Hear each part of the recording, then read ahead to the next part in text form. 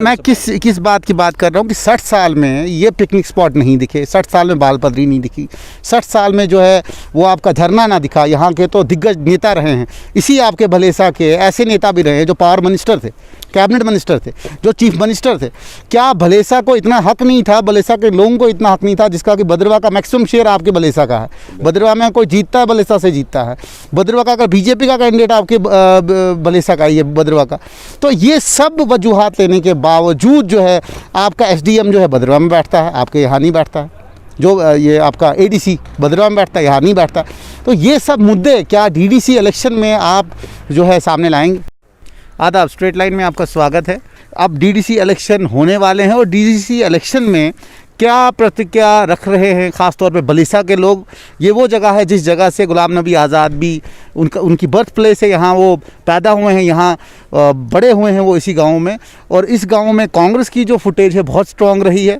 लेकिन अब कांग्रेस के पास ऐसे कौन से मुद्दे हैं, किस तरीके से कांग्रेस जो है ख़ास तौर पे डीडीसी इलेक्शन में कैंपेन करेगी और किस तरीके से डीडीसी इलेक्शन में भलेसा के जो कैंडिडेट होंगे अभी अनाउंस नहीं हुए हैं, तो वो किस तरीके के मुद्दे उठाएंगे लोगों के सामने और लोग किन मुद्दों को लेके जो हैं चिंतित हैं। हम बात करने आज जो है भलेसा आए हैं, बीडीसी चेयरमैन हैं यहाँ के, इनसे बात करें। सर, आपका नाम? मोहम्मद अब्बास राथर। अब्बास जी, क्या लग रहा है जिस तरीके से केंद्र सरकार ने 370 को पहले हटाया और उसके बाद जो है ग्रास रूट लेवल की डेमोक्रेसी को एस्टैब्लिश करने के लिए पहले बीडीसी इलेक्शन करवाए, उसमें आप जो है जीत के आए और अब डीडीसी इलेक्शन के लिए जो है बाज़ाब्ता कैंपेन शुरू हो गई है, अभी नॉमिनेशन फाइल हो रही है। तो आप किन किन मुद्दों के ऊपर बीजेपी को घेरेंगे? नहीं, असल में डीडीसी का इलेक्शन एक खुशाइन बात है। इससे पहले जो बीडीसी इलेक्शन हुए वो भी एक अच्छा कदम है, क्योंकि अगर आप पंचायत राज को ग्रास रूट लेवल पर लाना चाहते हैं तो एक यही वाहिद एक माध्यम है। लेकिन अफसोस से कहना पड़ता है कि सरकार जो वादे लेकर, जो बातें लेकर के सामने आती है आवाम के सामने, तो उसके विरुद्ध सब कुछ होता है। जितने भी वादे आज तक किए गए खोखले साबित हुए। कहा गया कि हम बीडीसी चेयरमैन को बनाएंगे और उनके बाद उनके हाथ में पावर आएगी, लेकिन अफसोस से कहना पड़ता है कि आज तक वो पावर हमने देखी नहीं। क्यों? आप अंदाज़ा लगा सकते हो। हाल ही में ये बैक टू विलेज का मसला हमारे सामने आया, जो आपको मालूम है बहुत सारी स्टेट के बहुत सारी ज़िला में और बहुत सारे पंचायत में इसका विरोध हुआ। इसलिए विरोध हुआ कि बैक टू विलेज फर्स्ट और सेकंड का इम्प्लीमेंटेशन सही तरीके से नहीं हुआ। जो सरकार ने कहा था वो टोटली नहीं हुआ। आप अंदाज़ा लगा सकते हैं, बैक टू विलेज फर्स्ट और सेकंड में जब इन्होंने पैसा माना और बहुत सारी पंचायतें 2,10,000 टोटल माना, लेकिन इस वक्त तक बहुत सारी पंचायतें आपकी ऐसी, मैं अपने ब्लॉक की बात करूंगा, यहाँ मेरा ब्लॉक चंगा जो है 20 पंचायतों पर मुश्तमिल है, तो यहाँ पर अभी भी मेरी 12 पंचायतें ऐसी हैं जिन पर 2,10,000 भी अभी तक नहीं आया है और वर्क डन कंप्लीट है और बाज़ाब्ता बिल सबमिटेड हैं। लेकिन उसके बावजूद इन्होंने बैक टू विलेज थर्ड को लॉन्च करने की कोशिश की और उसमें हमने विरोध किया कि ऐसा नहीं होना चाहिए। फिर सरकार ने कहा कि हम 10 लाख रुपए देने का वादा करते हैं और 10 लाख रुपए का जब उन्होंने किया तो हमने उसमें पार्टिसिपेशन किया, बड़े ज़ौक़ शौक़ के साथ हमने उसमें पार्टिसिपेट किया। गो के लोगों ने जो पार्टिसिपेशन दिखाई थी, जो जोश फर्स्ट और सेकंड में दिखाया था, गो के हमको थर्ड में वो दिखने को नहीं मिला। लेकिन उसके बावजूद आप अंदाज़ा लगा सकते हैं इस वक्त तक उस 10 लाख में से सिर्फ 20-20 हज़ार रुपये हर पंचायत को सपोर्ट्स किट्स के लिए दिया गया। तो मैं ये समझूंगा ये खाली और खाली खोखले नारे हैं सरकार के, और आवाम की जो ये टेंशन है उसको डाइवर्ट करने के लिए, आवाम के जो मुद्दों को उनकी मसलन उसको डाइवर्ट करने के लिए हज़ारों किस्म के वादे, नए वादे किए जाते हैं। जहाँ तक आपने दफ़ा 370 की बात की, दफ़ा 370 में मैं आज ये वसूख से कहूँगा कि दफ़ा 370 में पूरा और पूरा रियासत जम्मू कश्मीर के हिंदू मुस्लिम आवाम को इसका बहुत सारा नुकसान उठाना पड़ेगा और पड़ भी रहा है। बहुत सारे लोग उस वक़्त खुश हुए इस चीज़ को देख करके, लेकिन मैं आपके माध्यम से ये कहना चाहूँगा कि सरकार को चाहिए कि इस दफ़ा 370 को स्टेट के अंदर दोबारा राइज करे, क्योंकि इसमें हिंदू मुस्लिम तमाम लोगों का भला है। आप देख रहे हैं कि अनएम्प्लॉयमेंट जो है इस वक्त पूरे हिंदुस्तान में आसमान छू रहा है। मैं आपको यहाँ पे थोड़ा एक सवाल पूछना चाहता हूँ। क्या कांग्रेस का डीडीसी इलेक्शन में दफ़ा 370 को लेके मुद्दा बनेगा? क्या इस मुद्दे के ऊपर लोगों के बीच में आप जाएंगे? क्या कांग्रेस की जो पॉलिसी है, नीति है, क्या उस नीति में ये चीज़ है कि आपने दफ़ा 370 का कांग्रेस आती है केंद्र में, तो दफ़ा 370 वापस जम्मू कश्मीर में जो है लागू होगा? नहीं, हम इसको पूरी कोशिश करेंगे, क्योंकि दफ़ा 370 ने यहाँ के नौजवानों को एक रोज़गार की ज़मानत दी हुई थी। अभी अगर आप किसी भी किस्म का रोज़गार यहाँ पर निकलता है सरकार की तरफ से, तो उसमें तो पूरी हिंदुस्तान के लोग उसमें शमूलियत कर सकते हैं। और एक ये किसी आम आदमी ने ये राइज नहीं किया था, ये बाज़ाब्ता महाराजा हरि सिंह का एक सपना था जिसको उन्होंने पूरा करके दिखाया। क्या आपको ऐसा नहीं लगता है कि दफ़ा 370 के बजाय अगर आप स्टेटहुड या जितनी भी ताकतें हैं, ख़ास तौर पे जो पावर स्टेट के पास होती हैं, क्या केंद्र सरकार के साथ अब कोई कंसल्टेशन मीट हो जाए, यहाँ के जितने भी अब उम्मीदवार आएंगे कि भाई स्टेटहुड के साथ साथ हमें स्पेशल प्रोविजंस दी जाए? आपको नहीं लगता क्योंकि 1975 में जब इंदिरा शेख अकॉर्ड भी हुआ था, उसमें भी जो है आपको प्राइम मिनिस्टर से चीफ मिनिस्टर बनाया गया था, और जब बाज़ाब्ता प्राइम मिनिस्टर की बात शेख मोहम्मद अब्दुल्ला जी ने की थी तो उस वक्त कहा गया था कि बीता वक्त वापस नहीं आता है। तो आपको नहीं लगता कि 370 ये जो स्नैच किया गया है, तो लिया गया है जम्मू कश्मीर से, ये वापस नहीं आएगा? ये खोखला नारा है जो हर एक पार्टी, एनसी, पीडीपी और ख़ास तौर पे अब कांग्रेस भी लाप रही है। नहीं, असल में हम तो इस सरकार से कोई उम्मीद रख ही नहीं सकते, वो इसलिए कि आपको मैं सबूत देना चाहूँगा। हाल ही में इन्होंने डीलिमिटेशन की। आज तक हमने जो सरकारें देखी हैं वो बाज़ाब्ता ये करती थी कि पहले डीलिमिटेशन अगर इस किस्म का कोई कदम उठाना होता था तो बाज़ाब्ता ब्लॉक लेवल से, तहसील लेवल से लोगों के व्यूज़ लिए जाते थे। लेकिन आप अंदाज़ा लगाइए कि इन्होंने डीलिमिटेशन की और सीधे सीधे वो लोगों पर थोप दी गई। उसके बाद इन्होंने 19 तारीख को उसको लॉन्च किया और 24 तारीख की उसमें डेडलाइन दी गई कि 24 तारीख तक आप अपने ऑब्जेक्शंस दायर कीजिए। 24 तारीख के अंदर अंदर लोगों ने ऑब्जेक्शन दायर की। हमें पहले ही पता चल चुका था कि इन ऑब्जेक्शनों पर कोई कान नहीं धरा जाएगा, लेकिन हमने उसके बावजूद भी, क्योंकि कहते हैं, एक कहावत है कि चोर के दरवाजे तक जाना ज़रूरी होता है, वो अच्छा रहता है। हम गए, हमने ऑब्जेक्शन दायर की, लेकिन उसके बावजूद भी ऑब्जेक्शन का मसलन उसका हल निकालना वो दूर की बात, 24 के बाद भी इन्होंने कुछ पंचायतों को इधर से उधर और उधर से इधर कर दिया। आप अंदाज़ा लगा सकते हैं कि शुन्नू एक गांव है हमारा और चमरी, जो यहाँ से 21 किलोमीटर की दूरी पर है, जिसका ना टोपोग्राफी यहाँ से मिलती है, ना उसकी कोई किसी भी तरीके से यहाँ के साथ वो फाल नहीं करती। उससे बेहतर था अगर डीसी साहब उनको भद्रवाह के साथ लगाता। भद्रवाह उनको 9-10 किलोमीटर दूर टोटल है, लेकिन हम 21 किलोमीटर की दूरी पर हैं और हमको इसमें लगा दिया गया। आप अंदाज़ा लगाइए कि इस सरकार से हम किसी ऐसी कोई उम्मीद नहीं रख सकते हैं कि ये इंसान दोस्त सरकार नहीं है, ये एक इंसान दुश्मन सरकार है। जितने भी आवाम के मुफाद के चीज़ें थी उन तमाम को हटाने का काम ये सरकार करती आ रही है और ये करती रहेगी। हम इस सरकार से ये उम्मीद नहीं रख सकते हैं। कांग्रेस कहीं ना कहीं जो है डीलिमिटेशन और 370 को लेके चुनाव में उतरेगी और लोगों के सामने मुद्दे रखेगी। क्या कहीं क्योंकि 60 साल तक तो कांग्रेस ने राज किया है पूरे भारत के ऊपर, और ख़ास तौर पे जम्मू कश्मीर में भी आज़ाद साहब जो थे आपके भलेसा के थे।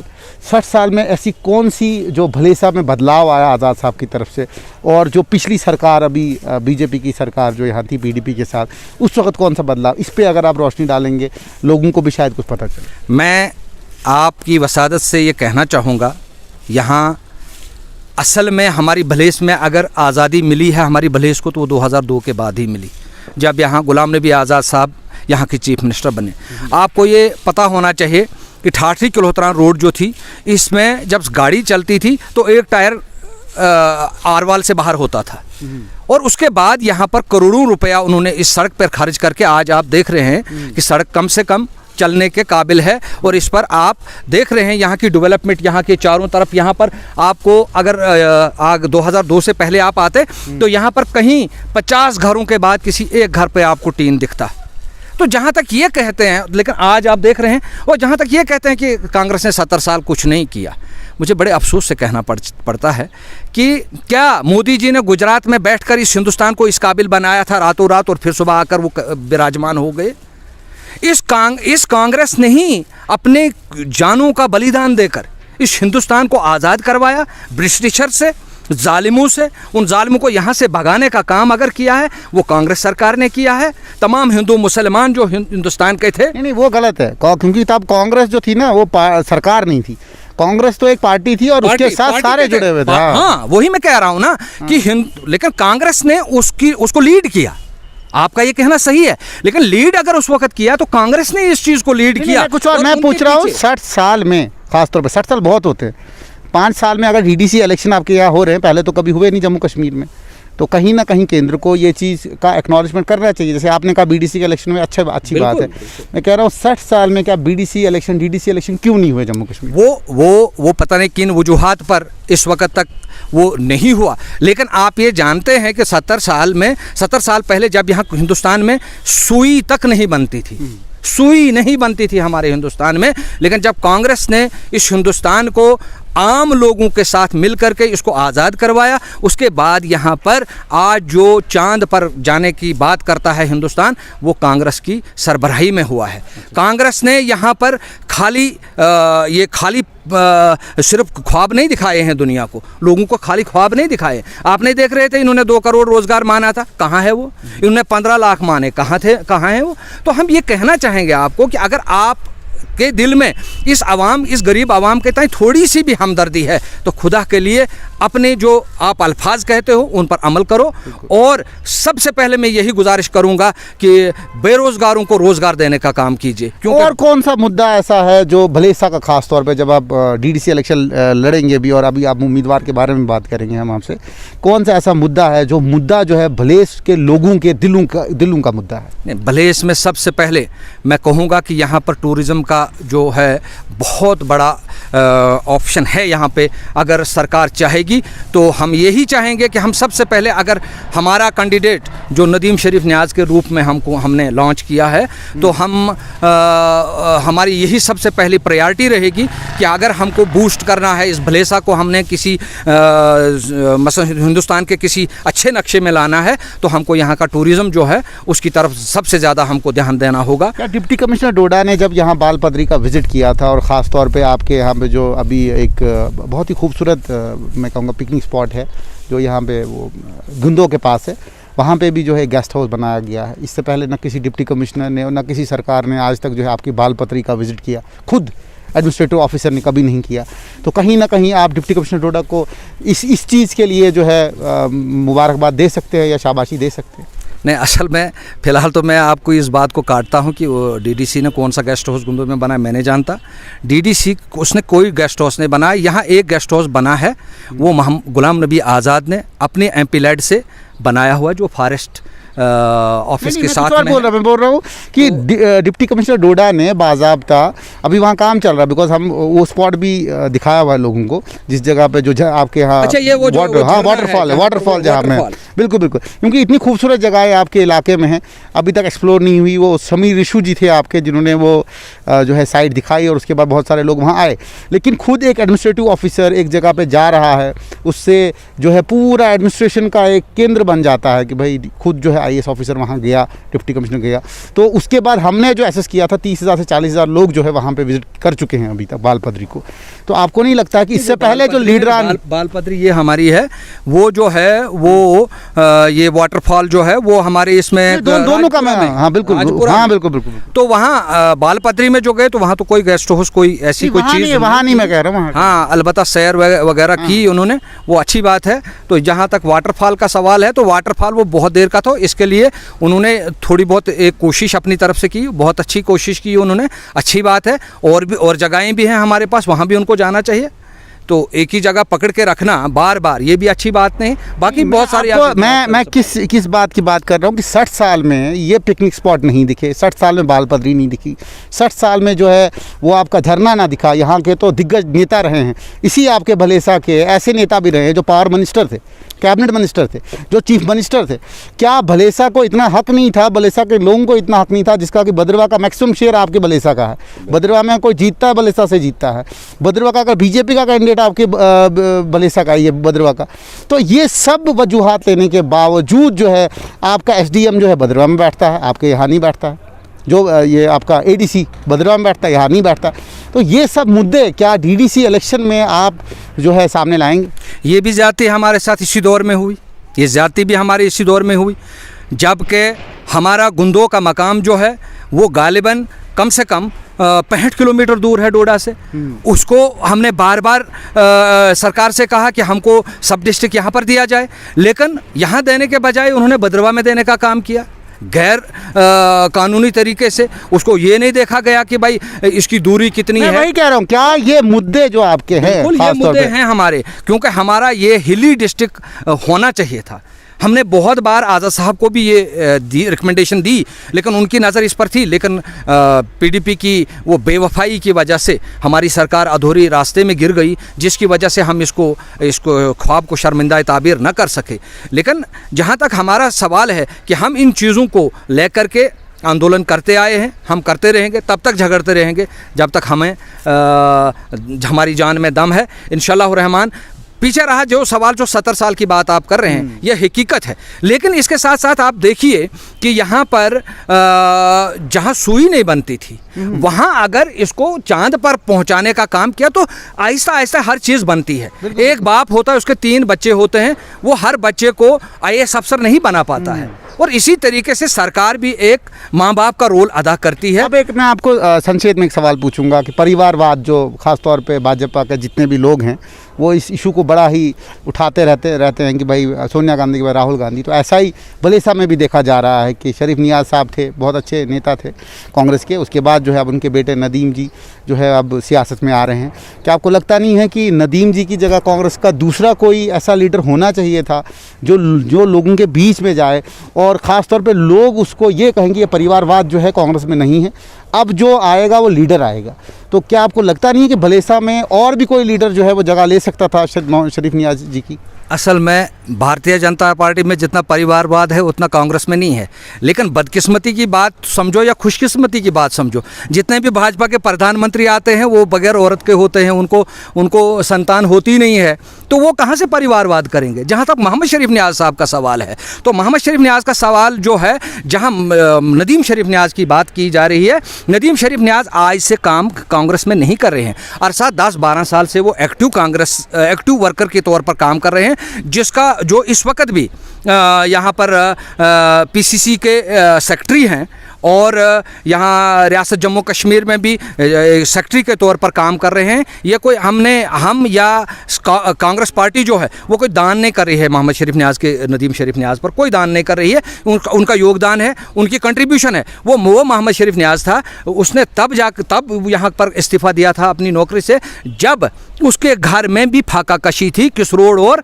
फफरू की रोटी उनके घर वाले खाया करते थे। ऐसा नहीं था कि आगे से MLA शिप तैयार थी और वो इस्तीफ़ा देने जा रहे थे। उनके इस्तीफे देने के बाद मुझे लगता है 20-25 साल संघर्ष करने के बाद, कठिन संघर्ष करने के बाद उनको MLA शिप मिली। आपको क्या लगता है कि DDC का इलेक्शन जो है कांग्रेस आसानी से जीतेगी या फाइट अच्छी होगी? बहुत आसानी से, ठाठरी तक क्लीन स्वीप होगा।